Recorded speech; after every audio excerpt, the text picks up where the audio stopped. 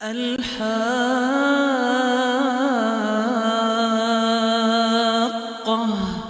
ما الحاقة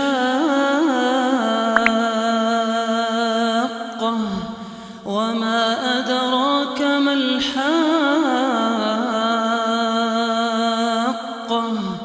كذبت ثمود وعاد انزل یا رسول اللہ صلی اللہ علیہ وسلم، اے اللہ کے نبی صلی اللہ علیہ وسلم آپ تشریف لائیں۔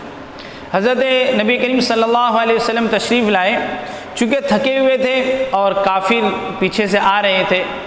کیوں آپ نے ہجرت کی، یہ بھی لمبا واقعہ انشاءاللہ کبھی تفصیلی گفتگو کریں گے اس کے اوپر۔ یہ جان بچاتے ہوئے نبی کریم صلی اللہ علیہ وسلم اور حضرت ابوبکر رضی اللہ عنہ دونوں پہنچے تھے یہاں پر۔ رات گزارنی تھی، پھر صبح آپ کو مدینے کی طرف روانہ ہونا تھا، لیکن کیونکہ کافر تو سازش کر چکے تھے نبی کریم صلی اللہ علیہ وسلم کے قتل کی، تو بہرحال آپ تھوڑا سا لیٹ گئے۔ حضرت ابوبکر رضی اللہ عنہ کی گود کے اندر حضرت نبی کریم صلی اللہ علیہ وسلم کا سر مبارک ہے، کس کی گود میں؟ ابوبکر رضی اللہ عنہ کی گود میں۔ اب ہوا یوں کہ جس سوراخ کے اوپر ابوبکر رضی اللہ عنہ نے پیر رکھا تھا، اس کے اندر سے ایک سانپ نکلا اور ابوبکر رضی اللہ عنہ کے پیر کو ڈس لیا۔ حضرت ابوبکر رضی اللہ تعالی عنہ نے کوئی حرکت نہیں کی، کیونکہ آپ کو پتا تھا اگر میں نے حرکت کی تو نبی کریم صلی اللہ علیہ وسلم کی نیند میں خلل واقع ہوگا، اس لیے آپ ذرہ برابر بھی نہیں ہلے، ذرہ برابر بھی آپ نے جنبش نہیں کی۔ لیکن وہ زہر جب چڑھنے لگا تو بہت زیادہ تکلیف ہوئی آپ کو اور بہت درد ہونے لگا۔ اس درد کو، اس تکلیف کو آپ برداشت نہ کر سکے، تاب نہ لا سکے، یہاں تک کہ آپ کے آنکھوں سے آنسو چھلکتے ہوئے نبی کریم صلی اللہ علیہ وسلم کے رخسار مبارک کے اوپر ٹپکے۔ جب نبی کریم صلی اللہ علیہ وسلم کے رخسار پر، آپ کے گال مبارک پر آنسو ٹپکے، ابوبکر رضی اللہ تعالیٰ عنہ گئے، تو نبی کریم صلی اللہ علیہ وسلم اٹھ گئے اور کہنے کہ مالک یا ابوبکر رضی اللہ تعالیٰ، اے ابوبکر تجھے کیا ہو گیا ہے، کیوں رو رہے ہو؟ ابوبکر رضی اللہ عنہ نے فرمایا لدغت فداک ابی و امی، اے نبی کریم صلی اللہ علیہ وسلم میرے ماں باپ آپ پر قربان، مجھے سانپ نے ڈس لیا ہے۔ نبی کریم صلی اللہ علیہ وسلم نے اپنا لعاب مبارک نکالا، تھوک مبارک نکالا اور پیر پر لگا دیا۔ فرماتے ہیں کہ وہ سارا کے سارا درد، سارا کے سارا زہر ختم ہو گیا اسی وقت۔ تو عمر فاروق رضی اللہ عنہ فرماتے ہیں یہ وہ رات تھی جس کا ثواب مجھے چاہیے، ابوبکر رضی اللہ عنہ کی رات۔ پھر لوگوں نے پوچھا کہ امیر المومنین بتائیے دن کون سا تھا جس دن کا ثواب آپ کو چاہیے؟ تو فرمایا کہ دن وہ تھا جب محمد رسول اللہ صلی اللہ علیہ وسلم اس دنیا سے پردہ فرما گئے اور ہر ایک انسان منکر تھا، ہر ایک انسان انکار کر رہا تھا۔ صحابہ کو یقین نہیں ہو رہا تھا کہ نبی بھی دنیا سے رخصت ہو سکتے ہیں، کیونکہ جس سے زیادہ محبت ہوتی ہے نا وہ دنیا چھوڑ کر چلا جائے، یقین نہیں ہوتا اس بات کا۔ تو صحابہ تو اپنی ماں سے زیادہ، اپنے باپ سے زیادہ، اپنی بہنوں سے زیادہ، اپنی بیویوں سے زیادہ، اپنی تجارت سے زیادہ، اپنے کاروبار سے زیادہ، اپنے گھر بار سے زیادہ، سب سے زیادہ محبت جناب محمد رسول اللہ صلی اللہ علیہ وسلم سے کرتے تھے، اور انہوں نے پریکٹیکل دکھایا، ہر چیز کو قربان کیا۔ ہمارے جیسے نہیں، صرف منہ سے بولنے والے نہیں تھے، ہم نبی سے محبت کرتے ہیں، ہم عاشق رسول ہیں، یا عاشق نبی ہیں، اور نہ میری نماز کا ٹھکانہ ہے، نہ میری سنت کا ٹھکانہ ہے، چہرے پر داڑھی نہیں ہے اور میں کہہ رہا ہوں میں عاشق رسول۔ یہ کیسا عاشق رسول ہے بھائی؟ بیوی سے کہے کہ میں تجھ سے بہت زیادہ محبت کرتا ہوں اور بیوی کہہ رہی ہے کہ یہ لا کے دو، حالانکہ اس کے پاس پیسے بھی موجود ہیں۔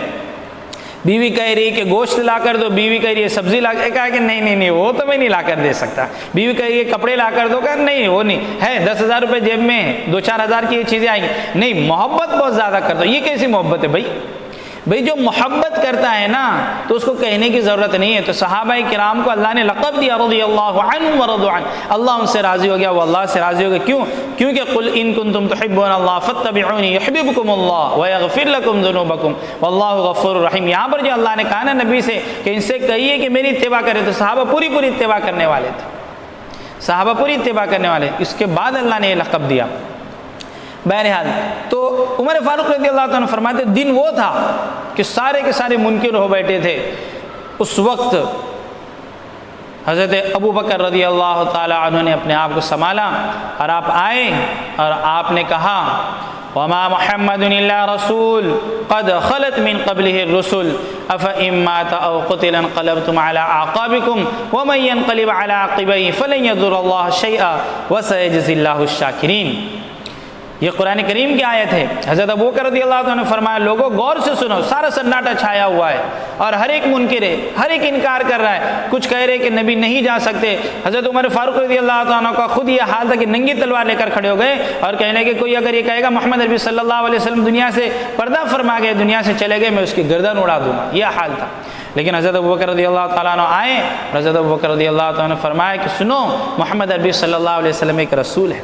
افإن مات، اگر وہ دنیا سے چلے جائے، انتقال کر جائے، آپ کی روح پرواز کر جائے، وہ پردہ فرما بر جائے، او قتل انقلبتم علی اعقابکم، یا کوئی انہیں شہید کر دے تو کیا تم دین سے پھر جاؤ گے؟ تم دین سے پیچھے ہٹ جاؤ گے؟ ومن ينقلب علی عقبیہ فلن یضر اللہ شیئا، اور جو اپنے دین سے پھر جائے گا، دین سے پیچھے ہٹ جائے گا، وہ اپنا ہی نقصان کرے گا۔ فلن یضر اللہ شیئا، وہ اللہ کا ذرہ برابر بھی نقصان نہیں کرے گا۔ اور ایک چیز آپ نے فرمائی جو تاریخ کے اندر موجود ہے، آپ نے کہا من کان یعبد محمدا فإن محمدا قد مات ومن کان یعبد اللہ فإن اللہ حی لا يموت۔ سن لو، کان کھول کر سنو، من کان یعبد محمدا فإن محمدا قد مات صلی اللہ علیہ وسلم، جو محمد عربی صلی اللہ علیہ وسلم کی عبادت کیا کرتا تھا، سن لو محمد عربی صلی اللہ علیہ وسلم دنیا سے تشریف لے گئے۔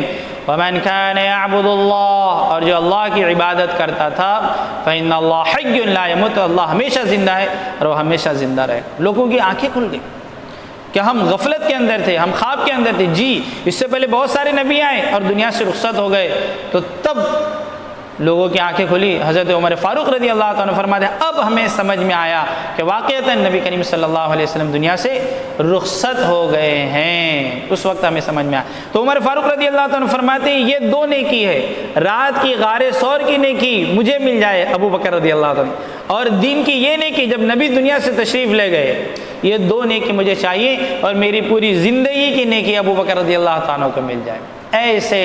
ایسے خلیفہ تھے۔ ہاں، تو ارطغرل غازی دیکھ کر اور اس کی خلافت عثمانیہ کو دیکھ کر یہ سیکھنے کی ضرورت ہے کہ ہمارے خلیفہ کیسے تھے، کیسے وہ دین کے اوپر اپنی ساری چیزوں کو قربان کرنے والے تھے۔ اور جب یہ سفر کے لیے نکلے غار ثور کی طرف، مدینے کا سفر تھا تو پہلے غار ثور کے اندر رکے، تو سارا کے سارا مال اٹھا کر نبی کے اوپر قربان کر دیا ابو بکر رضی اللہ تعالیٰ، یہاں تک کہ گھر کے اندر کچھ بھی نہیں چھوڑا، الماری سے جو درہم اور دناری نکالے تھے وہاں پر کچھ کنکریاں رکھ دی۔ اور ابو بکر رضی اللہ عنہ کی بیٹی بھی بڑی، آپ کی صاحبزادی بھی بڑی سمجھدار تھی، تو آپ کے والد محترم جو ہے ابو بکر رضی اللہ عنہ کے، ابو قحافہ رضی اللہ عنہ، بعد میں آگے چل کر اسلام لائے، وہ نابینا تھے۔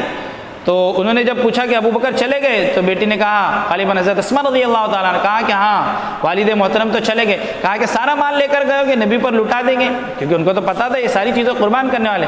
تو بیٹی بڑی سمجھدار تھی، کہا کہ ابا جان ایسی بات نہیں ہے، بلکہ ابا نے الماری کے اندر ہمارے لیے درہم چھوڑے ہیں، پیسے چھوڑے ہیں، اور کنکری رکھ دی اور کنکری کے اوپر اپنے دادا جان کا ہاتھ گھمایا، تو ان کو اطمینان ہوا۔ تو یہ ایسے خلیفات ہیں۔ تو خلافت عثمانیہ کو دیکھ کر، ارطغرل غازی کو دیکھ کر ہمارے اندر یہ جذبہ ہونا چاہیے، جن کے پاس مال ہے انہیں چاہیے کہ اللہ کے نام پر قربان کرے، اللہ کے دین پر قربان کرے۔ لاک ڈاؤن کے اندر مسلمان پریشان ہیں، صرف مسلمان ہی نہیں، غیر ایمان والے انسانیت پریشان ہے، سارے لوگوں کی مدد کریں۔ ہمارے اڑوس پڑوس کے اندر جنہیں اللہ نے مال دیا ہے، جن کے پاس عہدہ ہے، جن کے پاس منصب ہے، جن کے پاس کرسی ہے، تو یہ خلافت ہمیں سکھا رہی ہے۔ یہ ایسے خلیفہ تھے ابو بکر رضی اللہ تعالیٰ اور عمر فاروق رضی اللہ عنہ، وہ بھی عجیب و غریب خلیفہ تھے۔ انشاءاللہ ان کے تعلق سے آئندہ گفتگو ہوگی۔ تو جو ہم دیکھ رہے ہیں اس سے کچھ ہم سبق حاصل کریں اور پھر پریکٹیکل طور پر اسے اپنی زندگی کے اندر لانے کی کوشش کریں۔ اللہ رب العالمین ہم تمام کی زندگی کے اندر حضرت ابو بکر رضی اللہ تعالیٰ عنہ والے اخلاق اور صفات پیدا فرمائیں۔ ان باتوں کے پر اللہ رب العالمین ہم تمام کو عمل کرنے کی توفیق نصیب فرمائے۔ آمین وآخر دعوانا ان الحمد للہ رب العالمین۔ السلام علیکم ورحمۃ اللہ وبرکاتہ۔